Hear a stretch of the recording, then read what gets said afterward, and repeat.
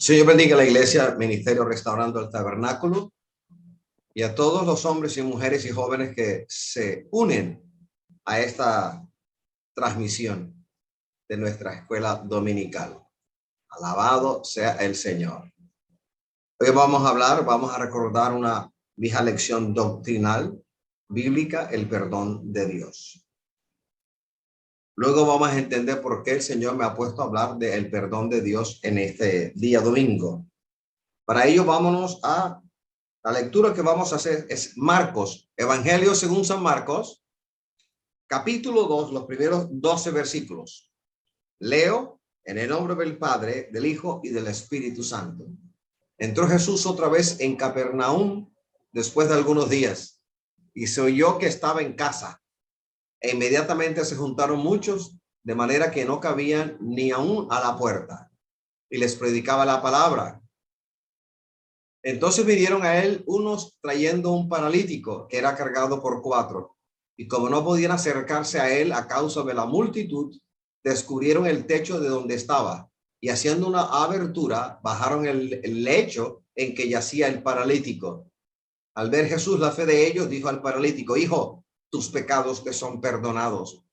Estaban allí sentados algunos de los escribas, los cuales cavilaban en sus corazones: ¿por qué habla este así? Blasfemias dice. ¿Quién puede perdonar pecados si no solo Dios? Y conociendo luego Jesús en su espíritu que cavilaban de esta manera dentro de sí mismos, les dijo: ¿por qué caviláis así en vuestros corazones? ¿Qué es más fácil, decir al paralítico: tus pecados te son perdonados, o decirle: levántate, toma tu lecho y anda? Pues para que sepáis que el Hijo del Hombre tiene potestad en la tierra para perdonar pecados, dijo al paralítico: a ti te digo, levántate, toma tu lecho y vete a tu casa. Entonces él se levantó enseguida y, tomando su lecho, salió delante de todos, de manera que todos se asombraron y glorificaron a Dios, diciendo: nunca hemos visto tal cosa. Gracias te damos, Señor. Mucho se ha escrito en cuanto a comentarios bíblicos relacionados con el libro de Marcos. Hay mucho que cortar, pero en esta mañana queremos ser específicos y referirnos a unas verdades que están aquí contenidas en el pasaje de Marcos capítulo 2 del 1 al 12. Cuando leemos Romanos, vamos a proseguir al blanco. Voy a leer Romanos 2:23. Por cuanto todos pecaron y están destituidos de la gloria de Dios. De manera taxativa, clara, al punto, el Señor aclara que tanto judíos como no judíos, o judíos y gentiles, todos somos pecadores, nacidos en el seno de una raza pecadora. Practicamos el pecado porque nosotros somos pecadores y porque hemos nacido en el seno de una familia, la familia de la raza humana pecadora. Descendemos del primer hombre, de Adán y de Eva, de Ish y de Isha. Después del pecado hubo un cambio en la moralidad del hombre. Ese cambio que se produjo en Ish y en Isha lo hemos recibido vía herencia, así que por naturaleza nuestro cuerpo está vendido al pecado. Así que somos pecadores por naturaleza y de hecho pecadores cuando cometemos y practicamos el pecado abiertamente. Por cuanto todos pecaron y están destituidos de la gloria de Dios. La enseñanza, el énfasis que vemos en el capítulo 2 del libro de Marcos, del Evangelio según San Marcos, es esta. ¿Qué nos recuerda a la larga Romanos 2:23? La escritura a través de Romanos 2:23. Todos sin excepción ante el Dios Todopoderoso somos pecadores. Tanto los condenados que están en el infierno, que bajaron, que murieron sin el perdón de Dios, como los perdonados, tanto los unos como los otros, todos pecadores, no hay excepción. ¿Sabes por qué están en el infierno? Por no haber sido perdonados. ¿Y por qué no fueron perdonados? Porque rechazaron la dádiva del Padre, que es en Jesucristo, Señor nuestro. La dádiva, el presente, el regalo del Señor para la raza humana es el perdón de pecados en Cristo Jesús. Ellos se condenaron porque no fueron perdonados. Sus pecados no los reconocieron. No hubo arrepentimiento, no hubo reconocimiento de la vida pecaminosa que llevaban y no acudieron a Dios para hallar el perdón respectivo. No lo hicieron. Así que ellos se condenaron por no haber sido perdonados. Y el hecho de no haber sido perdonados no se debe a que Dios hace acepción de personas. Doctrina bíblica, Dios no hace acepción de nadie. Dios no hace acepción de personas. Por ejemplo, el capítulo 2 de Santiago. Léalo nuevamente y entienda lo que el Señor dice con respecto a que Él no es uno que hace acepción de nadie. Ahora bien, los que murieron y partieron a la gozosa presencia del Señor, a la gloria del Señor. Y nosotros que estamos disfrutando en plena coinonía con el Señor, hemos sido perdonados. Hay una imagen en el capítulo 23 de Lucas, Jesús muriendo, y a cada uno de sus lados había un malhechor. El escarnio, el baldón sobre Jesús llegó hasta el extremo de ser condenado, colgado en una cruel cruz, y a cada uno de sus lados colocaron a uno que era digno de muerte, a dos malhechores. En la escena vemos al Salvador muriendo por ti y por mí para obtener el perdón de nuestros pecados. A un lado el penitente, al otro lado el impenitente. La diferencia entre los dos, ¿cuál era? Uno fue llamado a misericordia, el otro también, porque el Señor no hace acepción de personas, pero el uno encogió el corazón, lo endureció y dijo que no. El otro abrió el compás en su corazón y halló perdón. Y esta es la división. Este es el criterio bíblico que separa al pecador penitente del pecador impenitente. Pecador penitente significa arrepentido. Se arrepintió de sus pecados y vino al Señor y halló perdón y misericordia. Y sigue viviendo en la verdadera gracia del Cristo de la gloria. El pecador impenitente, el no perdonado, el que rechaza el perdón de Dios. Los que están en el infierno, el pecado de ellos no perdonado los llevó a una eterna condenación. Los que están en el cielo de gloria, el arrepentimiento de ellos y el consecuente perdón de pecados por Cristo Jesús los llevó a la gloria eterna. He ahí la diferencia que nosotros no podemos, como estudiosos de la palabra, soslayar. No la podemos echar a un lado, no la podemos soslayar, no la podemos minimizar, no podemos hacer burla del verdadero perdón de pecados.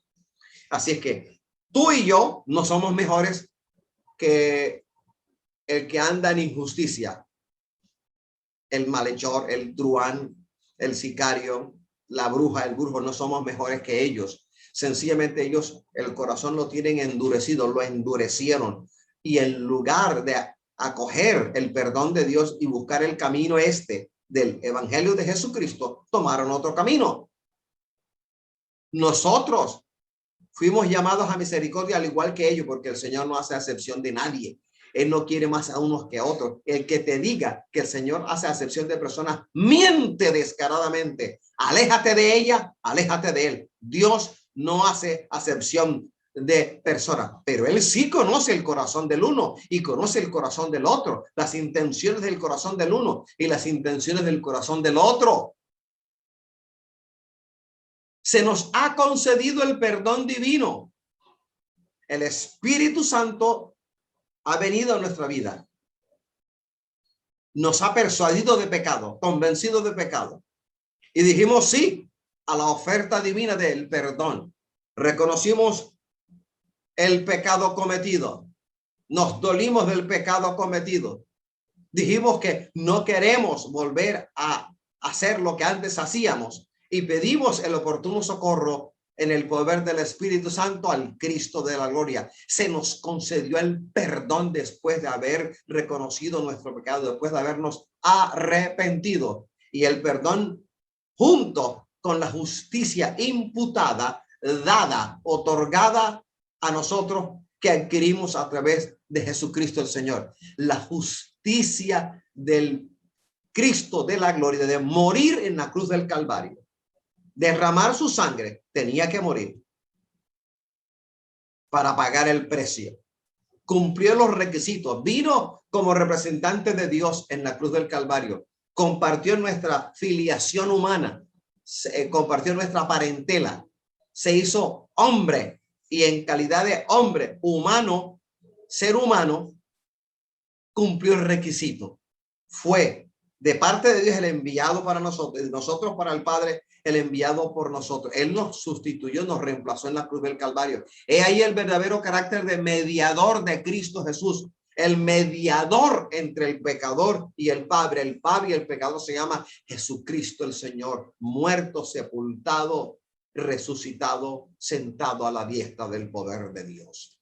Así que somos justos no de manera natural, sino que hemos nacido de nuevo y por haber creído en Cristo Jesús le aceptamos, y por haberle aceptado hemos sido declarados justos, porque la justicia que el Padre exige del ser humano, nosotros la estamos cumpliendo, que aceptemos a Cristo, que creamos en Cristo y que sigamos a Cristo. Cuando el hombre hace esto, el hombre es justificado, hecho justo por la justicia que Cristo Jesús obtuvo por nosotros.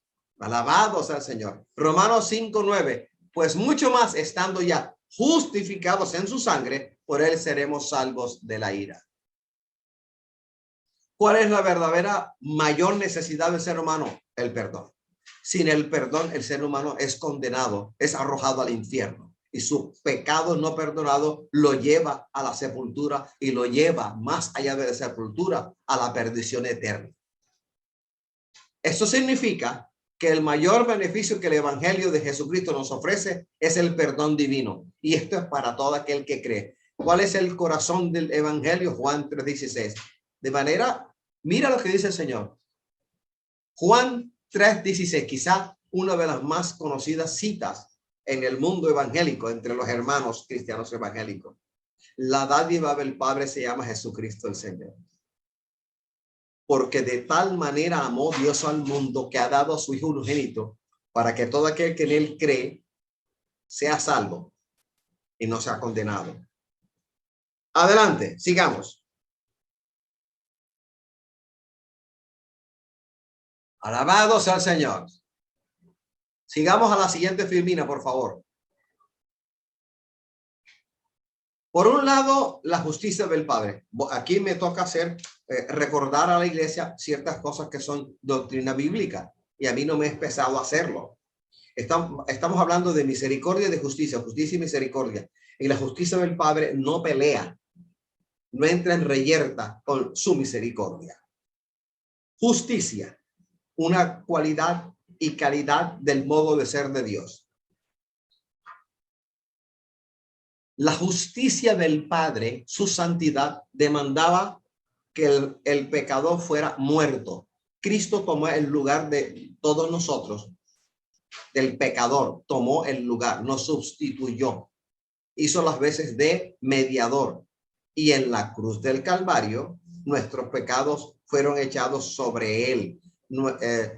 Fue lleno de denuestos. Nuestro pecado cayó y recayó sobre él. Él siendo inocente porque no pecó, porque cumplió la exigencia de la justicia del Padre. Él abrió el campo para que nosotros hoy disfrutemos de esto. En la cruz del Calvario, Jesucristo dijo al final, tetelestai, consumado es, Padre, en tus manos encomiendo mi espíritu. Y acabó la buena obra, la terminó, la llevó a buen término. La sangre que Jesucristo derramó en el Calvario cruel satisfizo la exigencia divina, la exigencia de su justicia, la exigencia de su santidad. Él satisfizo esa demanda. Él tomó el lugar por nosotros. He ahí la justicia. Por eso ahora el Señor demanda de ti, quien quiera que seas, y de mí, por supuesto, que cumplamos la justicia. Y ahora nuestra justicia es creer en Cristo, hacerle caso, someternos a Él y servirle en lo que Él nos mande hacer. Ahora, por otro lado, la misericordia vino como resultado. Cuando el Señor exigió la muerte del pecador, Cristo se hizo pecador por nosotros. Fue maltratado hasta la muerte. Y así cumplió la exigencia divina. Y de esa manera ahí vemos la misericordia de Dios. Dio a su Hijo unigénito para que todo aquel que en Él crea no se pierda, mas tenga la vida eterna. ¿Acaso eso no es misericordia? Misericordia en buen castellano es favor inmerecido que recibimos. Un favor que se nos hace cuando no merecemos recibirlo. Así que la justicia del Padre no entra en conflicto con su misericordia. Por eso decimos, aunque la justicia divina exige que todo pecado sea castigado, su misericordia retiene de manera paciente su ira y hace provisión para que el pecador sea perdonado. Doy mi ejemplo. ¿Cuántos años pasé yo sin ser perdonado, siendo pecador? 29 años, hermano. Llegando a los 30, llego a los pies del Señor. Así que duré de 29, casi llegando a los 30 años, en pecado. Pecado no perdonado. ¿Usted cuánto tiempo? Hay hermanos que pasaron mucho tiempo. 40 años, 50 años en pecado hasta cuando Cristo llegó en día aceptable a sus vidas. Por eso decimos, ¿cuánta paciencia nos tuvo el Señor a cada uno de nosotros? A mí me esperó casi 30 años. Y que yo no tenga paciencia ahora para esperar las cosas que el Señor me ha dicho. ¿Cuánta paciencia te tuvo a ti? Te esperó 25, 30 o más años. Y ahora tú no puedes esperar un poquito para que el Señor te bendiga, para que el Señor abra puertas, sino que estás desesperado y sin ganas de estar más en la iglesia, sin ganas más de estar en el evangelio de Jesucristo, echando por tierra lo bueno que el Señor ha hecho en tu vida. ¿Cuánta paciencia te tuvo el Señor? ¿Cuánto te esperó? Dímelo. ¿Cuánto te esperó? ¿Cuántos años tuvo el Señor de paciencia conteniendo su ira y haciendo provisión para el perdón de tus pecados? ¿Cuántos años esperó el Señor por ti? Te esperó mucho tiempo. A mí me esperó mucho tiempo. A ti también. Y que ahora no tengamos paciencia para que en medio de la prueba que Él permite en nuestra vida podamos resistir en el nombre del Señor. Ahí no hay justicia de parte nuestra. Ahí hay injusticia. Éxodo 23:7 dice, de palabra de mentira te alejarás y no matarás al inocente y justo, porque yo no justificaré al impío. Pero cuando el impío reconoce su pecado y llega a los pies de Cristo, la misericordia del Señor le sale al paso. El perdón viene y la sangre del Cordero borra sus pecados y toda contaminación de carne y de espíritu, y es nueva criatura, como dice 2 Corintios 5:17. De manera que si alguno está en Cristo, nueva criatura es. Las cosas viejas pasaron. He aquí, todas son hechas nuevas. Pero parece que se nos olvida cuando estamos en medio de la prueba. Es que yo no aguanto, es que yo no resisto. No resiste. ¿Y cuánto resistió el Señor por ti? Pacientemente retuvo su ira contra mí y contra ti. A mí me esperó, reitero por enésima vez, casi 30 años. ¿Y a ti cuánto te esperó? Para que tú no puedas esperar un rato más que pase la pandemia, un rato más que pase la prueba, un rato más que se cumplan las promesas que el Señor te ha dado. Deuteronomio 7:10 dice, y que da el pago en persona al que le aborrece, destruyéndolo. Si te apartas del Señor, eso es lo que viene para tu vida, destrucción. Y no se demora con el que le odia, en persona le dará el pago. Esa es palabra de Dios, esa no es palabra mía. Job 10:14, si pequé, tú me has observado y no me tendrás por limpio de mi iniquidad. Tenemos que limpiarnos, necesidad de limpieza diaria. Nahum 1:3, Jehová es tardo para la ira y grande en poder, y no tendrá por inocente al culpable. ¿Y sabes cuándo somos culpables? Cuando sabiendo lo bueno, conociendo el bien, no lo ponemos por obra, sino que lo ocultamos y hacemos otras cosas. Jehová marcha en la tempestad y en el torbellino, y las nubes son el polvo de sus pies. Así de grande Jehová, el único y verdadero Dios.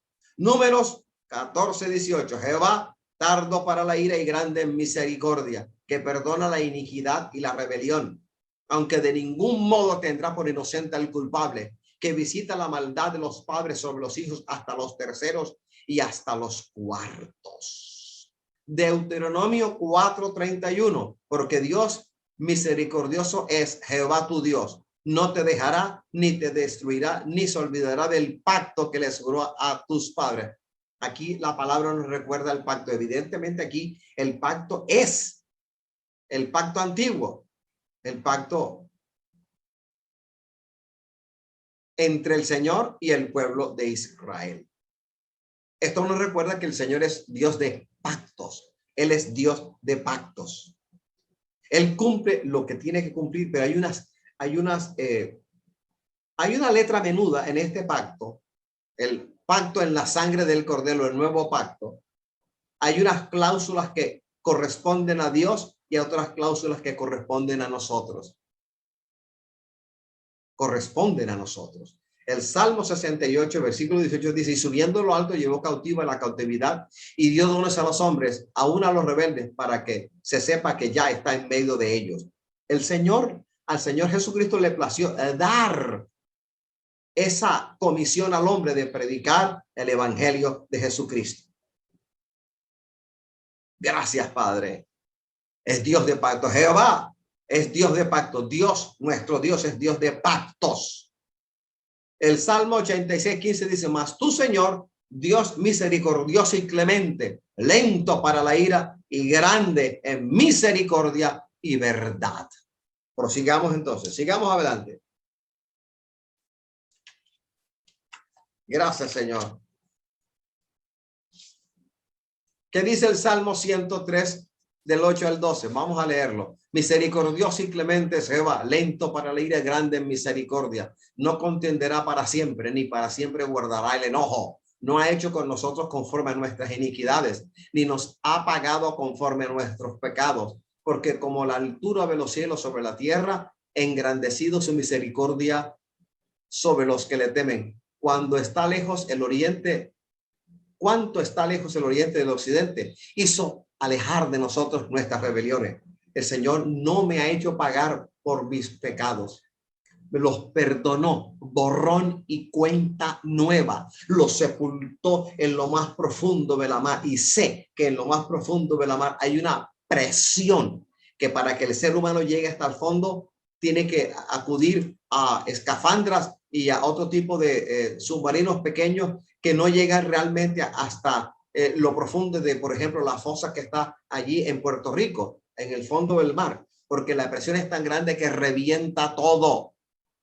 A lo más profundo de la mar arrojó nuestro pecado.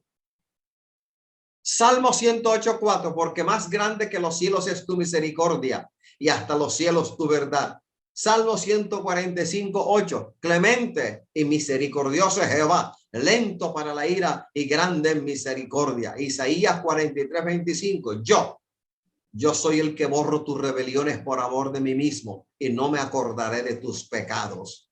Joel 2:13, rasgad vuestro corazón y no vuestros vestidos y convertíos a Jehová vuestro Dios, porque misericordioso es y clemente, tardo para la ira y grande en misericordia, y que se duele del castigo.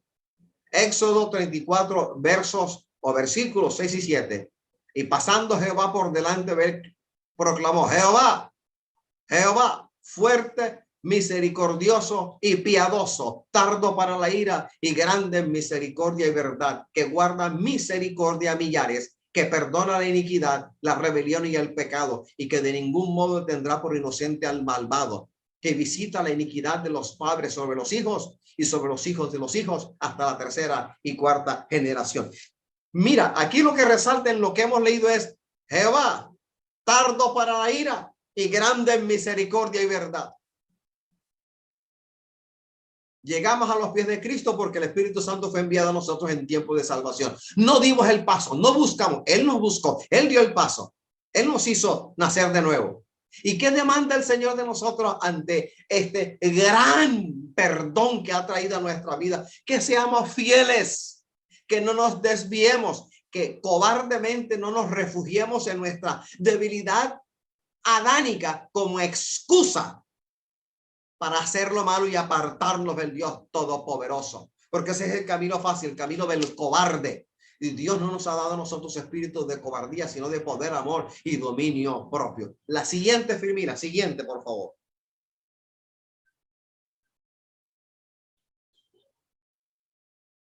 Sigamos leyendo. Nehemías 9, 2 versículos, el 17 y el 33. No quisieron oír ni se acordaron de tus maravillas que habías hecho con ellos. Antes endurecieron su cerviz y en su rebelión pensaron poner caudillo. Imagínate todo lo que hizo el propio pueblo. Pero tú eres Dios que perdonas, clemente y piadoso, tardo para la ira y grande en misericordia, porque no los abandonaste.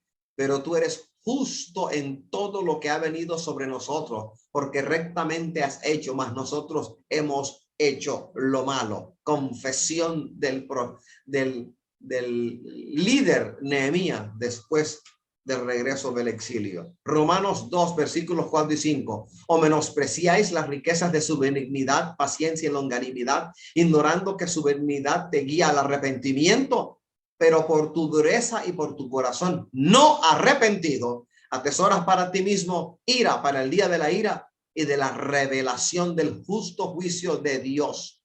Marco 2 entonces contiene la historia del perdón. El énfasis no es sobre la sanidad del paralítico, no, el énfasis es hecho sobre la autoridad de Jesús para perdonar pecado, el que nos ha perdonado a nosotros. Si el Señor nos ha perdonado, ha borrado nuestras rebeliones, las ha emblanquecido, nos ha hecho nacer de nuevo, ¿cómo es posible que nosotros en estos tiempos estemos pensando seriamente en volver atrás? Seriamente en apartarnos del Señor?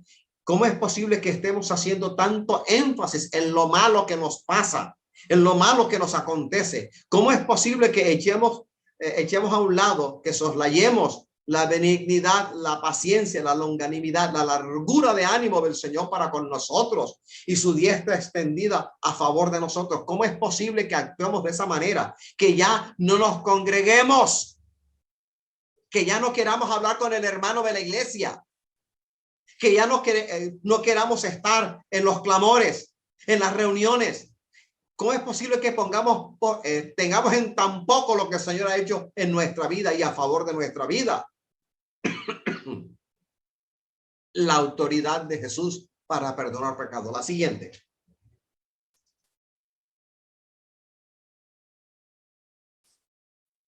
Capernaum era una especie de centro de misiones de Jesús. Estamos hablando de Galilea, estamos hablando del lago de Galilea, o mar de Galilea, o lago de Genezaret. Capernaum el Señor la usaba como centro de misiones. Iba y salía a los alrededores y regresaba allí. Quedaba a las orillas, o queda todavía, a las orillas del mar de Galilea, o lago de Genezaret. Marcos 1:45 dice, pero ido él, comenzó a publicarlo mucho y a divulgar el hecho, de manera que ya Jesús no podía entrar abiertamente en la ciudad, sino que se quedaba fuera en los lugares desiertos, y venían a él de todas partes. Vea, hermano, entrando ya en materia. Según esta cita, según la historia bíblica, en y detrás de Marcos, cuando se supo que él estaba en casa, téngame allí la expresión en casa. Dice, no dice en la casa de fulanito de tal, no, dice en casa. Entonces, muy probablemente estuvo alojado en la casa de estos dos, Pedro y Andrés, como ya lo había hecho antes. Voy a Marcos 1:29. Al salir de la sinagoga, vinieron a casa de Simón y Andrés con Jacobo y Juan. Inmediatamente la multitud comenzó a formarse de manera que estaban hacinados, que ya no cabía ni aún en la puerta. Da a entender, porque probablemente estamos hablando de la casa en la cual estaban Pedro y Andrés. Vea, hermano, esta multitud de la cual habla el evangelista Marcos incluía a fariseos, quienes eran los principales guardianes y defensores de las tradiciones y los rituales legalistas del judaísmo del siglo primero. En Lucas 5:17 decimos, aconteció un día que él estaba enseñando y estaban sentados los fariseos y doctores de la ley, los cuales habían venido de todas las aldeas de Galilea y de Judea y Jerusalén, y el poder del Señor estaba con él para sanar. Estos eran como rémoras, iban y buscando primero para saber de quién era Jesús de Nazaret, y qué enseñaba y con qué autoridad hacía estas cosas. Sigamos adelante. Prosigamos al blanco. El verdadero origen de esta secta llamada farisea o los fariseos es desconocido, pero se cree que esta secta se formó hacia la segunda mitad del siglo II antes de Cristo. En los tiempos de Jesús era el grupo más preponderante en Israel, el de mayor, entre comillas, autoridad. Y dentro de la secta de los fariseos estaban los escribas, que también eran conocidos como intérpretes de la ley. Los escribas eran normalmente sacerdotes, algunos eran escribas, fariseos, otros eran saduceos. Los saduceos era otra secta que existió en los tiempos de Jesús. Parece que su origen se remonta antes de Jesús. No creían en la resurrección de los muertos, rechazaban por completo la resurrección de los muertos, no seguían la tradición oral de los fariseos.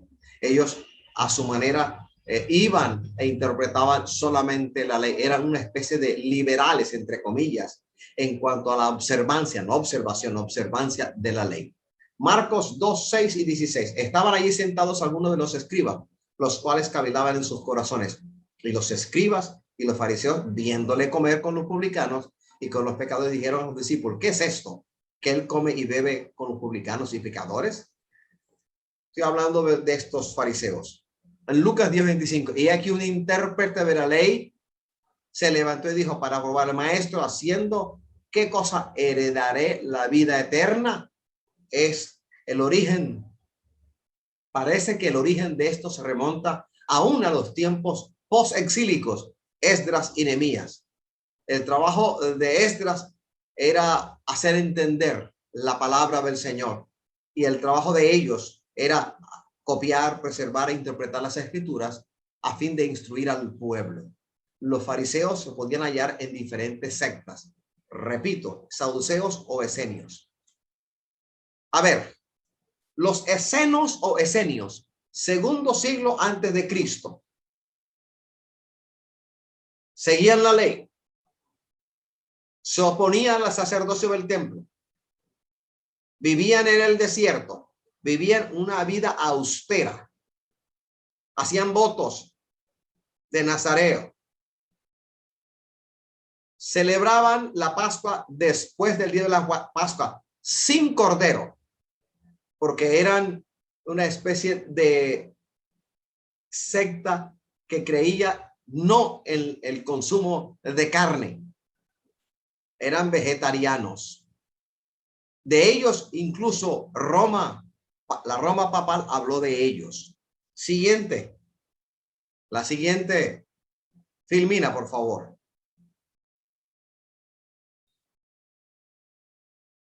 Gracias, Padre.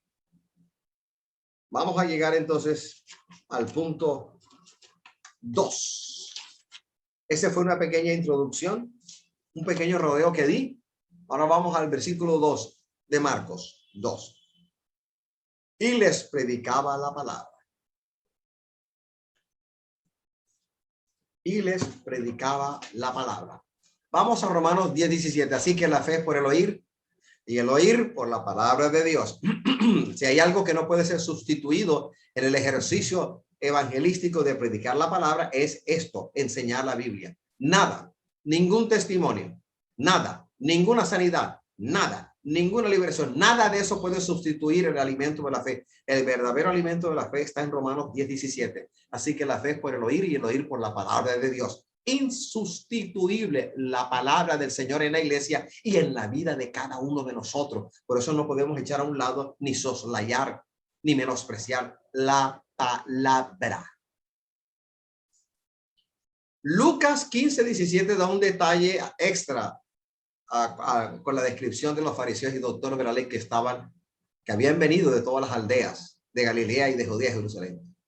Imagínense la creciente influencia del ministerio terrenal de Cristo, que hasta estos llegaban porque se sentían retados, porque el pueblo decía que Jesús enseñaba con autoridad, no como los demás lo hacían. Y Lucas añade, y el poder del Señor estaba con él para sanar. Volvamos a Marcos, versículo 3. Solo Marcos narra este detalle. 4 traían al paralítico. Esos 4 con seguridad tenían fe, porque cuando uno anda con gente de no fe, no lo acompañan a uno en lo que uno tiene que hacer.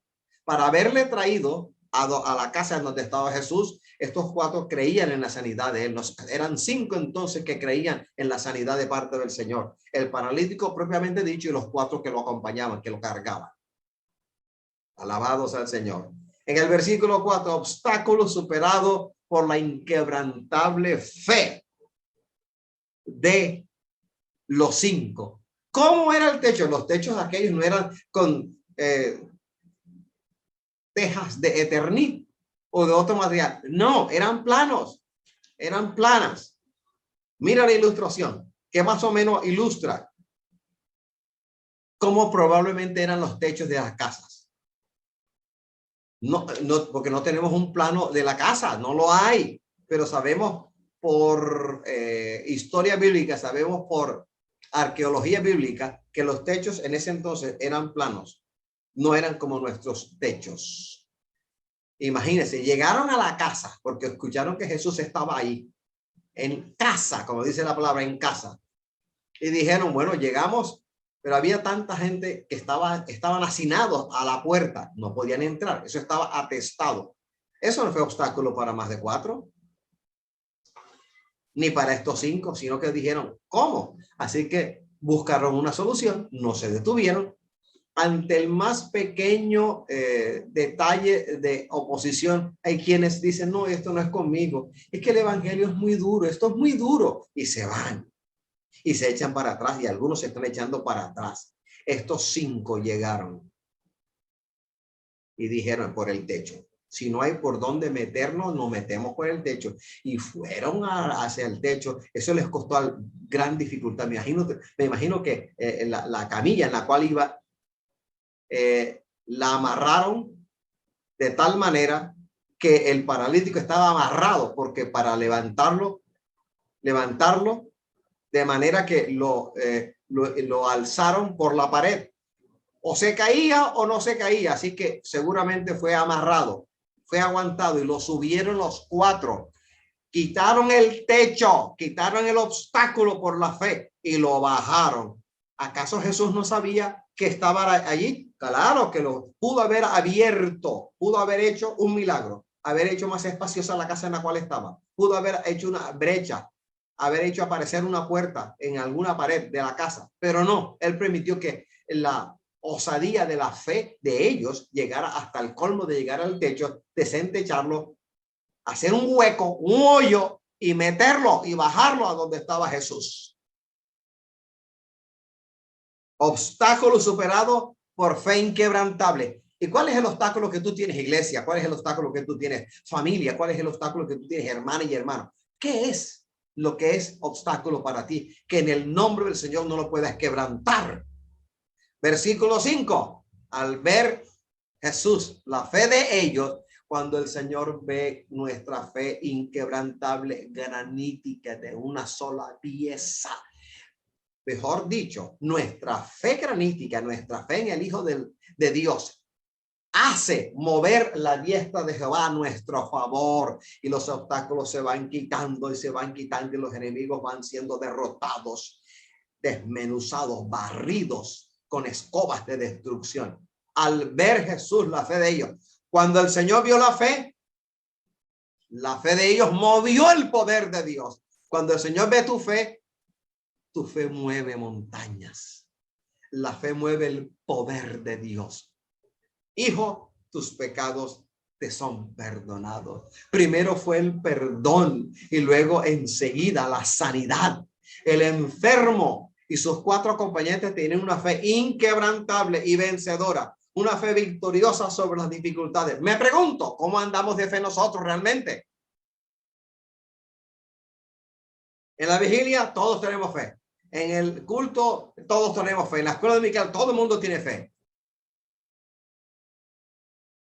En el ayuno todos tenemos fe. Cuando estamos congregados todos tenemos fe. Pero en la lucha diaria, personal, familiar, cuando estamos en la casa, cuando salimos a nuestras diligencias que nos permiten salir, ¿cómo andamos de fe? Creemos a pie juntillas que a pesar de del lío que está delante de uno lo va a superar, porque si tienes fe como un grano de mostaza será suficiente. Si tu fe es comparable, es como la de estos 5, entonces Jesús verá tu fe y entonces tu fe moverá el poder de Dios a tu favor y en contra de tus enemigos, y habrán puertas que se abrirán y caerá maná y caerá bendición cuando el Señor ve la fe de sus hijos es movido a misericordia. Ayamasumewa y suma. Esta es una declaración del estado perdonado del creyente. Hijo, tus pecados te son perdonados.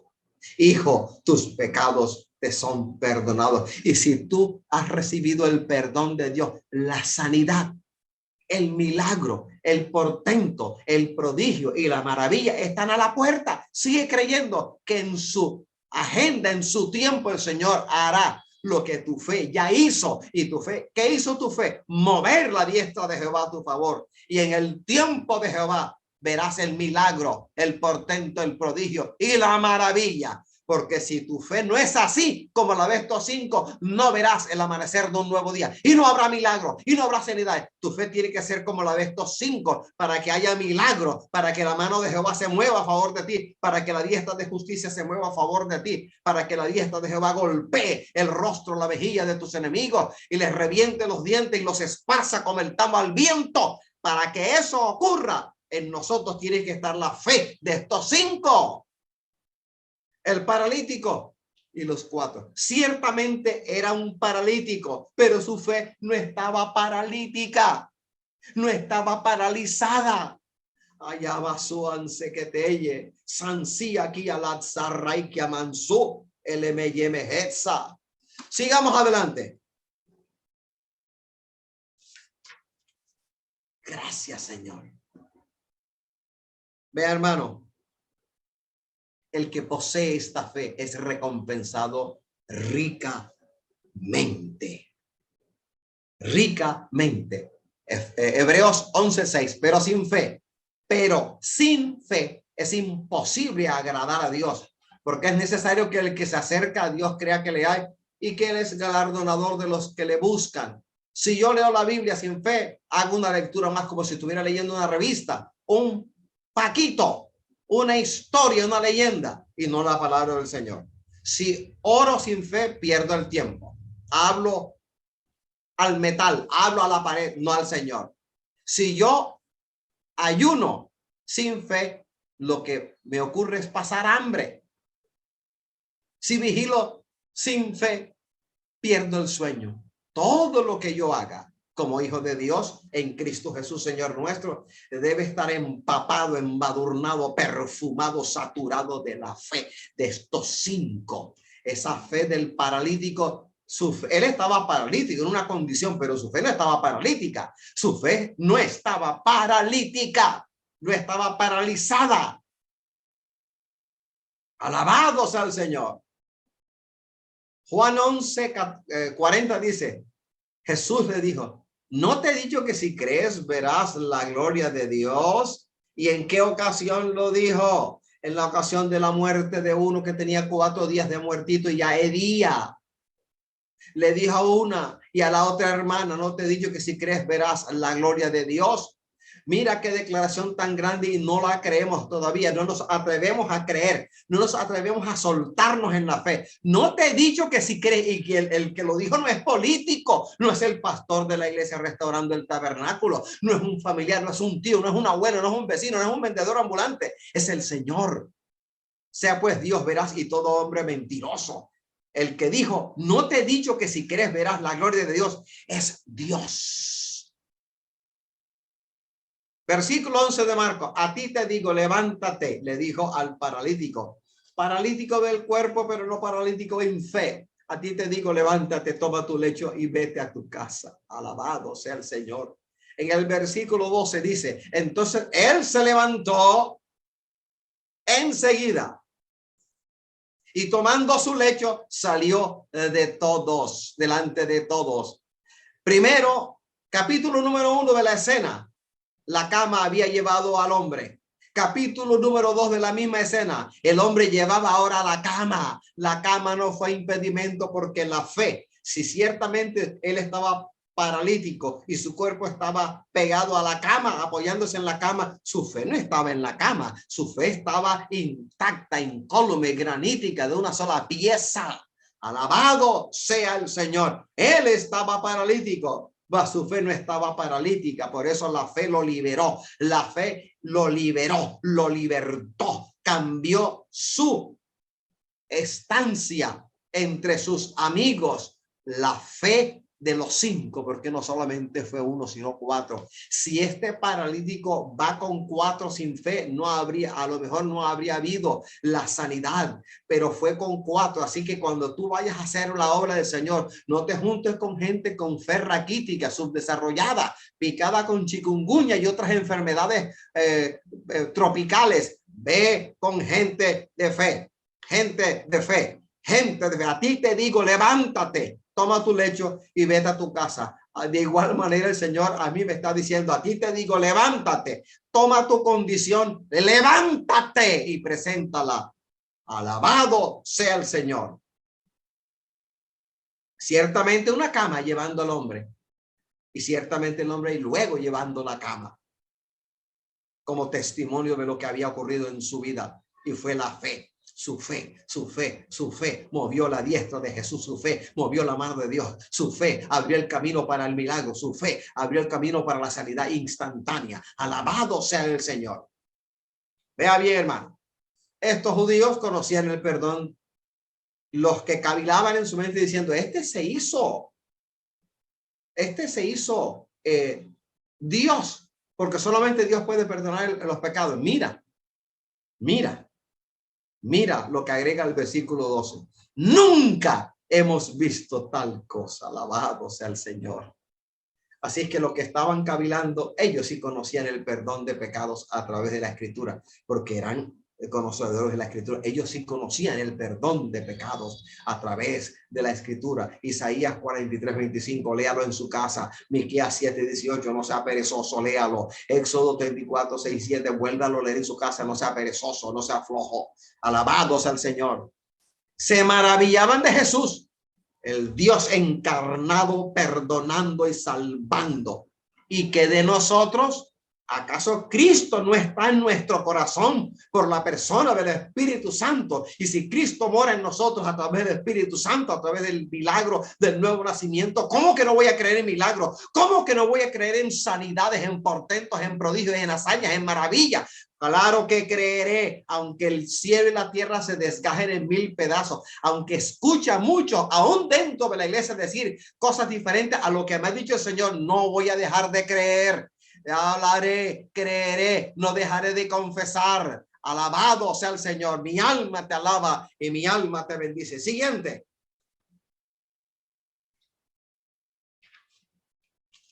Gracias, Señor.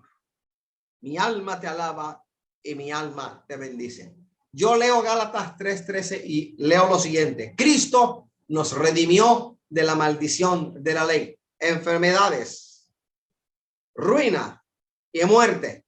Y si soy cristiano evangélico, soy templo del Espíritu Santo, altar de Dios viviente, morada de Dios en el Espíritu. Entonces, en mí hay milagros, en mí hay prodigios, En mí hay maravillas, en mí hay sanidades, liberaciones.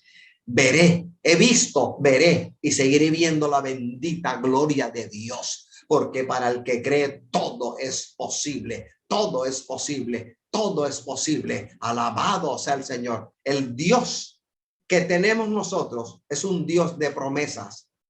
Alabados al Señor. Si el Señor nos perdonó de pecado, ¿cómo que juntamente con él no nos dará todas las demás cosas? Si el Señor nos ha perdonado, nos ha dado la máxima dádiva que podamos imaginar, ¿cómo el Señor no nos dará juntamente con él las demás cosas? Vamos a leer la Biblia, voy a leer la palabra. Vamos y acudamos a la fuente, a la palabra. Alabado sea el Señor. Mi alma te alaba, mi alma te bendice, Padre. Eres digno de toda gloria, de toda alabanza. Aleluya. Si el Señor está en nosotros, ¿quién contra nosotros? Alabado sea el Señor. Voy a Romanos 8:31.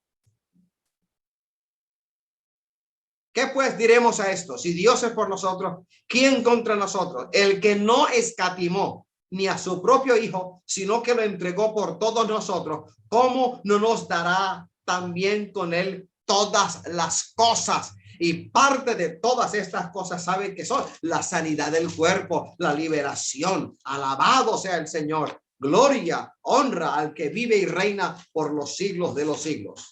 Dios es Dios de pactos. Dios de pactos. Tu Dios es Dios de pactos. Hay una parte que nos toca a nosotros individualmente cumplir y como iglesia también cumplir, pero hay otras cosas que son de Dios, son de Él, pero hay otras cosas que nos corresponden a nosotros. Por ejemplo, ¿qué cosas, hermano Wilfrido? El predicar la palabra. La comisión no fue dada por Cristo a los ángeles, fue dada a nosotros. Relea una vez más en su casa. Salmo 68, verso 18, y también lea en el Nuevo Testamento el libro de Efesios. Efesios 4:7 en adelante, hasta el 11, léalo. La comisión de predicar el evangelio, de anunciar las buenas nuevas de salvación fue dada al hombre, a la iglesia de Jesucristo, no a los santos ángeles. O sea, Dios, la palabra nos prueba que Dios es Dios de pactos. Él cumple. En la Biblia aparecen tres tipos de pacto: el bipartito, una disposición unipartita y la obligación autoimpuesta. En el bipartito, dos partes voluntariamente aceptan las cláusulas contractuales, las partes del contrato, la letra a menudo del contrato. Primera de Samuel 18, 3-4, Malaquías 2:14 y también al 10, capítulo 7. Al día 7. Segundo, disposición unipartita, una sola persona, impuesta por un superior. Por ejemplo, Ezequiel 17, versículos 13 y 14. Dios le impone el pacto al hombre y el hombre, el siervo, debe obedecer. Josué 23:16. Y el tercer tipo de pacto que aparece en la Sagrada Escritura es la obligación autoimpuesta por Dios para que el pecador se reconcilie con él. El pecador tiene que reconocer que es pecador, tiene que reconciliarse con el Señor, tiene que arrepentirse de su pecado. Deuteronomio 7, versículos 6, 7 y 8. El Salmo 89, el verso 3. Ahora, demos ejemplos de pactos que aparecen en la palabra. Primero, el pacto edénico, Génesis 3:15, la promesa de redención de la humanidad. El pacto noéico, Génesis 9:9, pacto en virtud del cual el Señor prometió no destruir más la raza humana con diluvio. Pacto para la población de la raza humana. Tercer pacto, el pacto abrahámico, Génesis 15:18, pacto en virtud del cual el Señor imparte bendiciones a todos nosotros a través de la familia de Abraham, el patriarca. El pacto sinaítico o ley, Éxodo 19:5-6, en virtud del cual el Señor escogió a Israel como el pueblo escogido para que a través de Israel él se reconciliase con los demás pueblos. Y hasta ahora el pueblo judío falló, el pueblo de Israel falló en esto. El pacto levítico, salido del pacto sinaítico, Números 25, versículos 12 y 13. Pacto levítico, pacto de la intercesión y mediación sacerdotal. El pacto davídico, el sexto, segundo de Samuel 31, versículos 31 y 34. Davídico, el pacto de la liria dinastía mesiánica, en virtud de la cual el Cristo de la gloria habría de venir según la filiación de la carne. Alabados al Señor. Y el nuevo pacto, Hebreos 7:22, Hebreos 8:6-13, segundo de Corintios 3:6-18. ¿Cómo tú me vas a decir a mí hoy que Dios se olvidó de ti o se olvidó de mí? Dios es Dios de pactos. Olvidarás tú, olvidaré yo, pero el Señor nunca olvida. Él es Dios de pactos. Estamos en el pacto nuevo de la gracia de Jesucristo el Señor. Pacto en virtud del cual el Señor nos ha constituido a nosotros en sus siervos, que tenemos que predicar, enseñar el evangelio de Jesucristo. Pacto en virtud del cual nosotros como iglesia de Jesucristo, aleluya, tenemos la misión de llevar la palabra al hombre y traer al hombre a Jesucristo, cumplir esta labor de reconciliación, de mediación. Eso lo hacemos nosotros en el poder del Espíritu Santo. Y para ello te llamó el Señor. ¿Cómo vas a decir que el Señor se olvida de ti o se olvidó de ti? Tú eres el que te estás olvidando del Señor, te estás apartando del Señor y estás has dado lugar en tu mente y en tu corazón a cosas del mundo, a lenguaje mundano, a prácticas mundanas. Eres tú el que te apartaste del perdón que Dios trajo a tu vida. Eres tú el que ha quebrantado el pacto nuevo en el Señor Jesucristo, en la sangre del nuevo pacto. Gracias, Padre, por esta palabra que nos recuerda. El perdón de Dios en Cristo Jesús exige de nosotros cumplimiento, que vivamos recordando esta dádiva, este regalo. El Señor nos perdonó no por una moralidad alta, no por una ética humana alta. No, no y no. 1000 veces no. El perdón del Señor fue una dádiva, un regalo, un presente. Se nos trajo. Y para ello envió a su Espíritu. Él fue el que te convenció, el que me convenció, el que nos persuadió de pecado. Y clamamos al Señor. Y el perdón llegó, la dádiva llegó. Retuvo su ira contra nuestro pecado, contra nuestra injusticia. Y en día de salvación, en tiempo aceptable, trajo el Espíritu Santo. Hoy disfrutamos el perdón de Dios, pero el perdón de Dios tiene exigencia. ¿Sabes cuál exigencia? Si alguien en la congregación o fuera de ella me regala un par de zapatos, por ejemplo, lo mínimo que yo debo hacer es dar gracias. Gracias, hermana. Gracias, hermano. Gracias. Es lo mínimo que debo hacer yo.